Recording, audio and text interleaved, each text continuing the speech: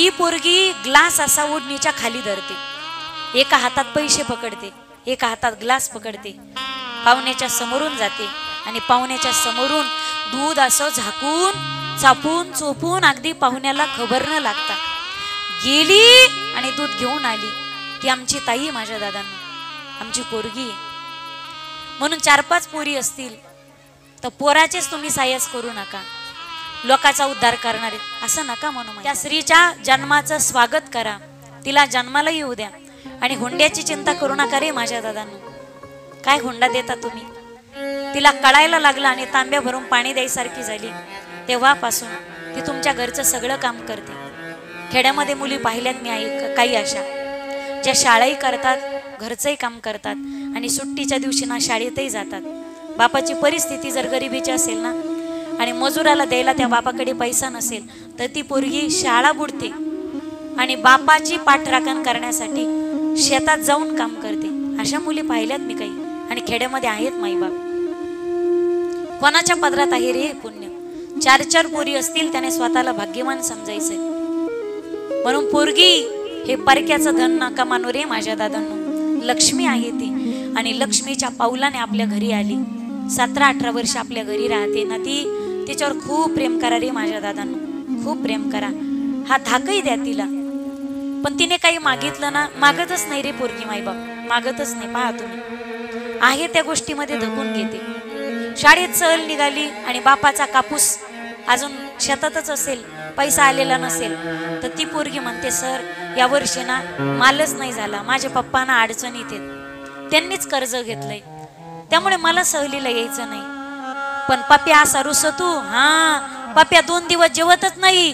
तो म्हणतो आहे पप्पाला सांग मला सहलीला जायचं. हा तिकडं कोणाची येजाने आणा नाही तर काही करा, कामाला जाय तू कोणाच्या, पण मला सहलीला जायचं. हा पप्या येतो रुसो तू पप्या. सोपं सांगू तुम्हाला, मी कम्पेअर करत नाही माझ्या दादांना, कम्पेअर करत नाही, वस्तुस्थिती सांगते. घरी जर पाहुणे आले ना, घरी पाहुणे आल्याच्या नंतर दूध संपलेलं असावं, थांबते मी आता, मला बी भूक लागली आता, सकाळी जेवलेली कीर्तनाच्या अगोदर, कीर्तन करून आज डबल कोयता हाणून गाडी भरली आम्ही. आणि अवसानात असलं तर 3-3 गाड्या भरून देतो आम्ही. 7 ते 9, 9 ते 11 फार सोपं झालं आम्हाला आता. घरी पाहुणे आले ना, दूध जर संपलं तुम्ही पप्याला सांगा पप्या दूध संपलेले. पप्या तर पाहुण्याच्या जवळ जाऊन म्हणतो बाप्पा पैसे द्या दुधाला. बरोबर आहे ना? पैसे मागवतो. बरं पैसे गिल्लासात घालितो ना, सवाजीत जातो आणि दूधच भेटत नाही त्याला, रिकाम्या हाताने येतो तो पप्या. बरं येता येता पुन्हा पाहुण्याकडे पाहून असा गिल्लास आदळीतो, दूध भेटलं नाही म्हणून. पोरीला तुम्ही सांगा दिदे दूध संपलेले बरं का, शेजारून दूध घेऊन यायचंय. ती पोरगी अरे पैसे बापाला मागत नाही, ती असले स्वतःच्या दप्तरातून घेईन, नाही तर मग ऊस ना सोन्याचा संसाराच फळाला आला. सगळं कळतं तिला, तरी सुद्धा न कळा गेल्यागत कळते. मला डोकं नाही असं वागते, मला काहीच कळत नाही असं वागते.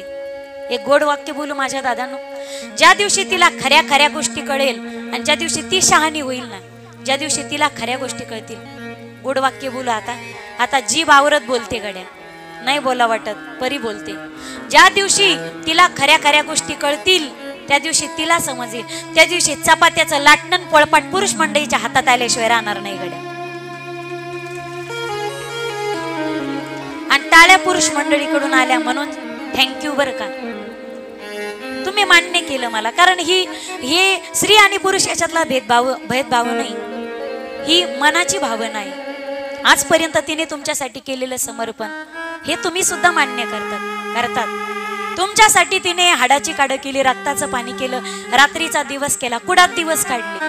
भले बाप तिचा श्रीमंतीचा असेल, बाप तिचा श्रीमंत होता, नाही गेली बापाच्या राज्यात शेतात. अरे नवऱ्यासाठी त्याच्या पाठीमागे खंबीरपणे उभं राहून तिनं हातात कुदाळण खोरं घेतलं, घेतलं खुरप, घेतला कोयता, गेले नवऱ्यासाठी. राजा राणीचा संसार सुखाचा करायचा होता ना तिला, बरोबर आहे. आजपर्यंत अशा काही महिला असतील, बापाची श्रीमंती पण नवरीची गरिबी असले ना तर ठिगळ लावलेली साडी तिनं घातली आणि आज सुखाचे दिवस आहेत आम्हाला. हे तुमचीच पुण्य आहे माई बाप, तुमचीच पुण्य आहे. नवऱ्या बापाच्या घरी कधी शेतात गेली नाही, पण नवऱ्याची गरिबी असली ना, तो काळ फार वाईट होता गड्या. पोटा काय ना, भूक फार वाईट आहे माईबाप, हे पोट फार वाईट आहे. त्या काळी 8 धान्य गोळा करण्यासाठी महिला शेतामध्ये जायच्या. अशा काही महिला पाहिल्यात मी, ज्या नवऱ्याला दुधाचा चहा करून देतात, बैठकीत नवऱ्याला चहा देतात, आणि नवऱ्याचा चहा गाळला का बाबा त्या पातेल्यामध्ये पाणी होती, त्यात पाणी, आणि त्या पत्तीच्या चोथ्यामध्ये चिमूटभर साखर टाकतात, उकळीत्यात आणि कपात गाळून पेत्यात. का तुम्हाला माहिती का किचन मध्ये काय काय होतं? माहिती तुम्हाला? तिला काय चहा दुधाचा चहा गोड लागत नाही? नाही रे, तिचा स्वतःपेक्षा तुमच्यावर जास्त प्रेम आहे, आणि स्वतःच्या जीवापेक्षा तिला जास्त तुमच्या जीवाची पडलेली तुमची किंमत आहे माईबाप.